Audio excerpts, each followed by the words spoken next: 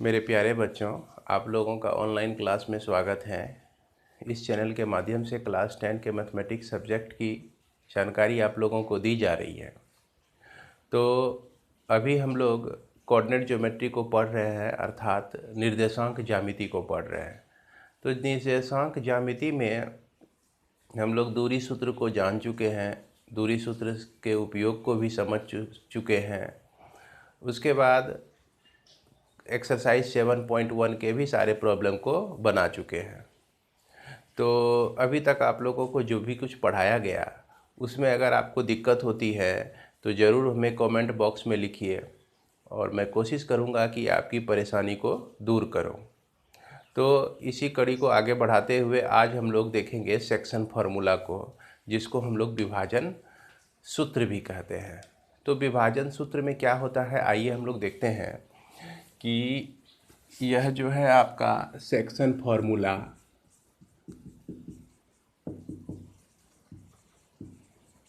इसको हम लोग विभाजन सूत्र भी कहते हैं। तो विभाजन सूत्र में क्या होता है कि एक लाइन है आपका ए और बी, इसमें कोई पॉइंट पी जो है इसको किसी अनुपात में काटती है, या पॉइंट पी जो है ए बी को किस अनुपात में काटती है, या वह कौन सा पॉइंट है जो कि ए बी को किसी खास अनुपात में काटती है, ये सब की जानकारी हमको इसमें मिलेगी। तो मान लिया जाए कि ये हमेशा जो होता है आपका एक कोऑर्डिनेट एक्सिस में दो पॉइंट का लोकेशन आपको दिया रहता है। पी जो है किस अनुपात में इसको विभाजित करती है, इस तीनों का रिलेशन और इसके अनुपात का रिलेशन हम लोग इस चैप्टर के माध्यम से, इस टॉपिक के माध्यम से पढ़ने जा रहे हैं। तो मान लिया जाए कि x का जो नियामक है, निर्देशांक x1 y1, यह x2 y2, तो इस का जो m/n, यह जो है ए बी को p बिंदु m/n, m/n में विभाजित करती है। तो p बिंदु का हमको नियामक निकालना है कि p बिंदु का नियामक क्या हो जाएगा। तो इसको ज्ञात करने के लिए हम डायरेक्ट फार्मूला का भी इस्तेमाल कर सकते हैं। जैसे यह आपका ए बी पॉइंट जो है ए पी इस्टू अनुपात पी बी जो है एम अनुपात एन है। उसके बाद ए पॉइंट जो दिया गया है आपका x1 y1 दिया गया है, बी पॉइंट जो दिया गया है x2 y2 दिया गया है। तो इस बिंदु को ज्ञात करने के लिए, P बिंदु का नियामक x ज्ञात करने के लिए हम इसको इस तरह से लिख सकते हैं, फॉर्मूला को इस तरह से लिख सकते हैं, m into x2 plus n into x1 by m plus n। और इसी में y को हम ज्ञात कर सकते हैं m into y2 plus n into y1 by m plus n। तो ये आपका हो गया, सूत्र हो गया। अगर आप चाहते हैं कि ये सूत्र का प्रूफ क्या है, तो इसके लिए आप ध्यान दीजिए फिगर पे। फिगर में जैसा कि दिखाया गया है आपको, ए कोई पॉइंट है, बी भी कोई पॉइंट है। अगर ए से हम एक परपेंडिकुलर ड्रॉ कर दें तो यह जो है ए एम, और बी से परपेंडिकुलर ड्रॉ कर दें तो यह बी एन, और P से परपेंडिकुलर कर दें तो PL। ये हम इस तरह से परपेंडिकुलर ड्रॉ कर देते हैं। इसके बाद हम निश्चित रूप से OM की दूरी x1 और MA की दूरी y1 लिख सकते हैं। फिर उसके बाद OL का वैल्यू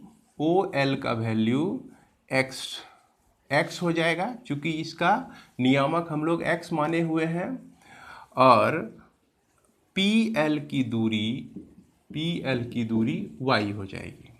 अगर O से N तक कहा जाए तो इस पॉइंट पर ध्यान दीजिए, O से N का वैल्यू जो हो जाएगा आपका x2, और फिर यह B से N तक का वैल्यू जो हो जाएगा यह आपका y2।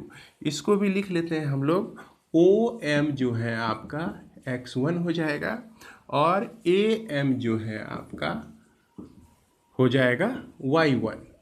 तो अब यदि हम यहाँ पर एक हॉरिजेंटल लाइन ड्रॉ कर दें, यहाँ भी एक हॉरिजेंटल लाइन ड्रॉ कर दें, तो हम देखते हैं कि यहाँ पे दो त्रिभुज बन जाता है। यह दोनों त्रिभुज जो होता है समरूप होता है। क्यों? क्योंकि यह लाइन इस एक्स एक्सिस के पैरेलल है, यह भी लाइन एक्स एक्सिस के पैरेलल है, तो दोनों लाइन पैरेलल हो गया। उसके बाद ये दोनों जो एंगल हैं आपका संगत कोण है, तो इस हिसाब से दोनों ट्रायंगल को हम समरूप कह सकते हैं। समरूप की विशेषता यह है कि उसकी भुजाएं जो होती हैं आपस में समान अनुपात में होती है। तो इस प्रॉपर्टी को हम लोग यूज करके क्या करेंगे, इसकी सहायता से इसकी दूरी तो हम, इसका अनुपात तो हमें पता ही है, इसकी दूरी सारी दूरियों को हम लोग निकाल लेंगे, सारे डिस्टेंस को, सारे लेंथ को निकाल लेंगे। उसके बाद हम लोग इसको सॉल्व कर सकते हैं। मैं इसको जल्दी में समझाने की कोशिश करता हूं, क्योंकि इसका प्रूफ पूछा तो नहीं जाता है, लेकिन फिर भी जानकारी के लिए रखना चाहिए। तो यहाँ पर देखा जाए कि ए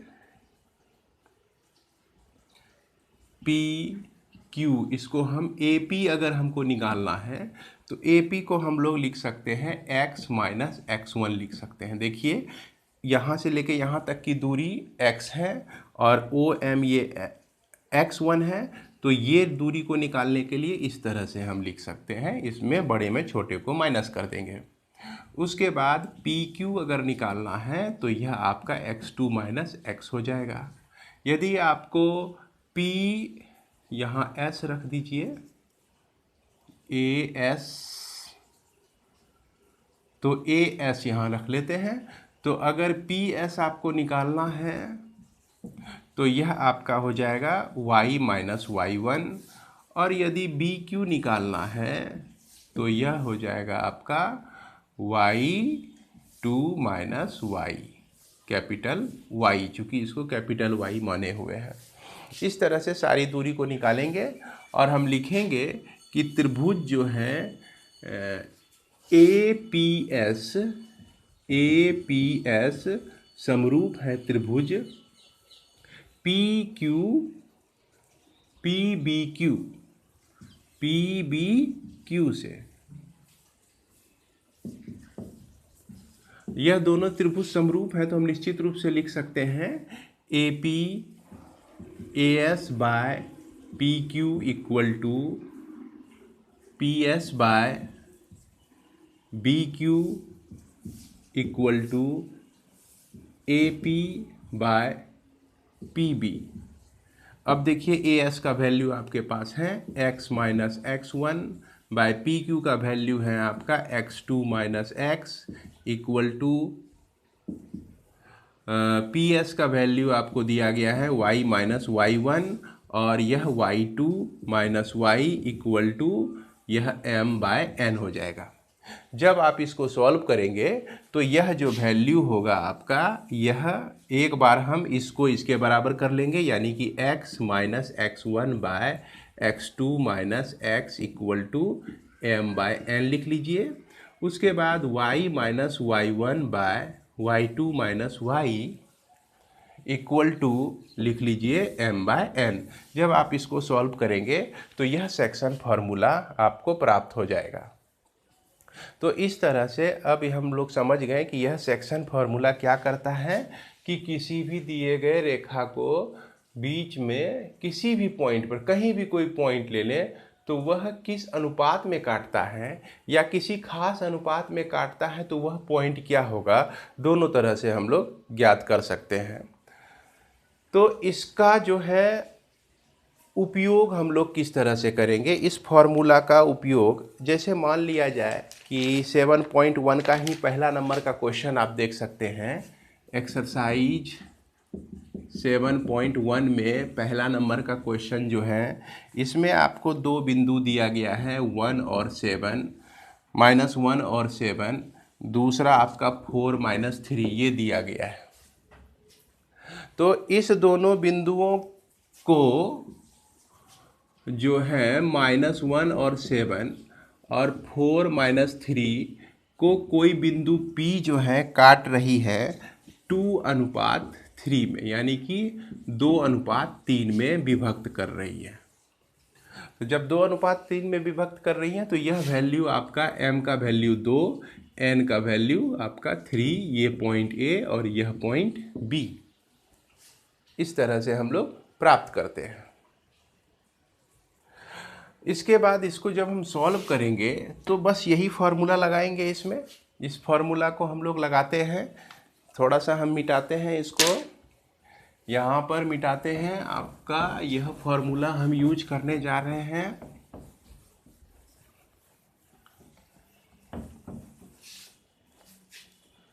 तो x इक्वल टू, जैसा हम लोग देख रहे हैं, x का वैल्यू जो होता है mx2, यह फार्मूला तो आप देख ही रहे हैं। m का वैल्यू यहाँ 2 है, तो m का वैल्यू 2 इंटू x2 का जो वैल्यू है, यह 2 लिए तो x2 का वैल्यू आपका 4 हो जाता है। यह वैल्यू आपका 4 हो जाता है। तो यहाँ पर हम लिख सकते हैं 4, फिर प्लस साइन आता है n का वैल्यू 3 है। अब फिर उसके बाद x1 का वैल्यू आपका है -1 बाय, क्या हो जाएगा आपका, m प्लस n होता है फॉर्मूला में, तो इसको हम लिखेंगे 2 + 3 लिखेंगे। इसको जब आप सॉल्व करेंगे तो 4 2 जा 8 -3/5 इक्वल टू 5/5 इक्वल टू 1। इसी तरह से हम y का भी वैल्यू निकाल सकते हैं। फार्मूला आपको बोर्ड पर दिख रहा होगा। यह फार्मूला मैं फिर लिखता हूँ, my2 + ny1/m + n होता है। m का वैल्यू 2 है, तो यह हो गया 2। y2 का जो वैल्यू है यह -3 के बराबर है, -3 के बराबर है, तो यहाँ पर -3 डाल दीजिए। फिर उसके बाद n का वैल्यू हमारा 3 है और y1 का वैल्यू जो है 7 है, बाय 2 + 3। इसको जब सॉल्व करेंगे आप तो -6 + 21/5, तो यह 15/5 निकलता है, जो कटने के बाद 3 प्राप्त होता है। 3 टाइम्स में यह कट जाता है। इस तरह से हम क्या देखते हैं कि यह जो लाइन था आपका, यह जो लाइन जो कि A पॉइंट था आपका दिया हुआ -17 और B पॉइंट दिया हुआ था 4 - 3। अब यहाँ पे जो है P कोई बिंदु था जो कि 2:3 में इसको विभक्त करता था। अब यह P बिंदु यह कौन सा है, ये हमको पता चल गया। इसका नियामक क्या है आपका, देख सकते हैं, x का वैल्यू निकला 1, y का वैल्यू 3, तो इसका नियामक 1 और 3 हो गया। तो इस सूत्र की सहायता से हम उस खास पॉइंट को निकाल सकते हैं जो कि लाइन को किसी खास अनुपात में विभक्त करती है। और इसी के थ्रू अगर मान लीजिए कि आपका पॉइंट दिया हुआ है, वो किस अनुपात में विभक्त करती है, उसको भी हम लोग ज्ञात कर सकते हैं। तो इसके बाद हम लोग आगे देखते हैं कि उम्मीद है कि ये आप लोग उतार लेंगे। वीडियो को पॉज करके ज़रूर इसको उतार लें। इसके बाद इस सूत्र का उपयोग हम सरल ढंग से कैसे करें, इसके बारे में हम थोड़ा डिस्कस करेंगे। बेहद ही सरल तरीके से इस सूत्र का उपयोग किस तरह से कर सकते हैं, इसके बारे में हम लोग ज़रा सा ध्यान देंगे। तो इसमें क्या है कि इसमें प्रायः आपको एक लाइन दिया रहेगा और इसको मिलाने वाली दो बिंदु x1 और y1, जैसे मान लिया जाए कि यह आपका 2 3 है ना, यह 6 7 दिया गया है। उसके बाद यह जो अनुपात है 2:3 है, जो कुछ भी है। तो इसको लिखने के लिए हम क्या करते हैं कि यह 2 को हम मल्टीप्लाई करेंगे 6 से। अगर x निकालना है आपको तो इधर वाले को इधर से मल्टीप्लाई कीजिए, इधर वाले रेशियो को इधर से मल्टीप्लाई कीजिए 2 से। तो 2 को मल्टीप्लाई करेंगे 6 से और उसके बाद 3 को मल्टीप्लाई करेंगे 2 से और फिर 2 + 3 कर देंगे। अब ध्यान रहना है यहाँ पे कि अगर हम यहाँ पे x लेते हैं तो इस 2 को हम x ऑर्डिनेट से ही मल्टीप्लाई, x कोऑर्डिनेट से ही मल्टीप्लाई करेंगे, ये नहीं कि हम y से इसको मल्टीप्लाई कर देंगे। इस चीज़ का ध्यान रखना है। अब जैसे y हमको निकालना है तो 2 को मल्टीप्लाई करेंगे 7 से, अब फिर उसके बाद 3 को मल्टीप्लाई करेंगे, 3 को मल्टीप्लाई करेंगे 2 से नहीं करेंगे, क्योंकि यह जो है भुज है, यहाँ कोटि निकाल रहे हैं तो कोटि को ही हम यहाँ पे लेंगे अब बाय 2 + 3 और इसको हम लोग सॉल्व कर देंगे और यही सॉल्यूशन जो हो जाएगा आपका, वह खास पॉइंट निकल जाएगा जो कि उसको किसी खास अनुपात यानी 2:3 में विभक्त करती है। इसके बाद हम लोग यहाँ पर एक चीज़ और जानेंगे कि अगर मान लिया जाए कि कोई लाइन है, आपका एक लाइन दिया गया है, इसमें a और b दिया गया, a x1 y1 है, b आपका x2 y2 है। अगर इसका मिड पॉइंट p है, मिड पॉइंट कहने का मतलब हो गया मध्य बिंदु, मिड पॉइंट कहने का मतलब हो गया मध्य बिंदु।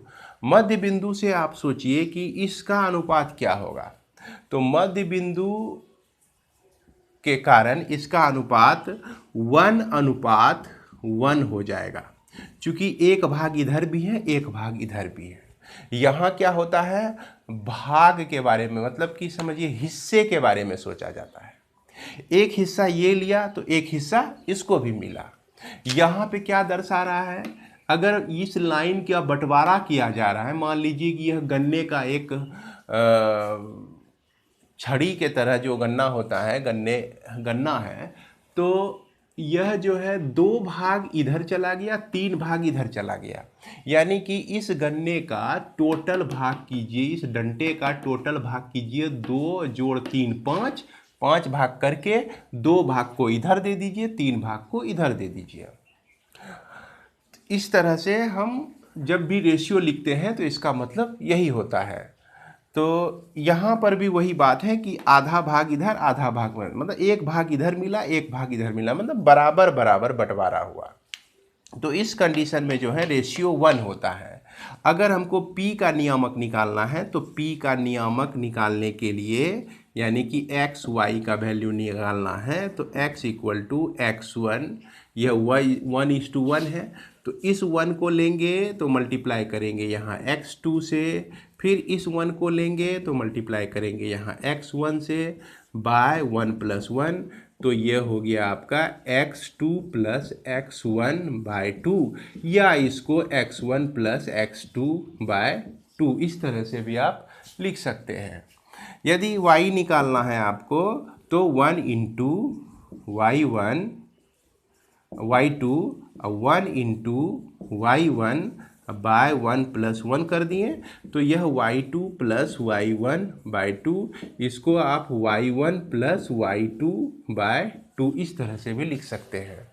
इसका मतलब आपको समझ में आ गया होगा कि अगर मान लीजिए कि कोई एक लाइन है, इसका 4 और 6 नियामक हैं, इसका -2 और 4 नियामक हैं, तो इस दोनों लाइन को मिलाने वाली मध्य बिंदु का नियामक क्या होगा। तो अब जो है मध्य बिंदु का नियामक आप डायरेक्ट निकाल सकते हैं। इसके x को हम क्या लिखेंगे, 4 + -2/2 लिखिए, दोनों के भुज को जोड़ दीजिए और 2 से डिवाइड कर दीजिए। उसके बाद y निकालना है तो दोनों के कोटि को आप जोड़ दीजिए और 2 से डिवाइड कर दीजिए। तो इस तरह से ये आपका मिल जाता है 10/2 और यह आपका मिलता है 2/2 = 1 और यह मिलता है आपका 5, यानी कि यह 15 का जो लोकेशन होगा ये 15 हो जाएगा आपका। तो इस तरह से हम लोग सॉल्व कर सकते हैं, मिड पॉइंट निकाल सकते हैं, मध्य बिंदु निकाल सकते हैं सेक्शन फार्मूला का। तो अब हम लोग देखते हैं एक्सरसाइज 7.2 का क्वेश्चन नंबर 2, चूँकि क्वेश्चन नंबर 1 बना दिया गया आपका, तो क्वेश्चन नंबर 2 को हम देखेंगे। क्वेश्चन नंबर 2 को देखने से पहले एक बात को हम लोग समझते हैं कि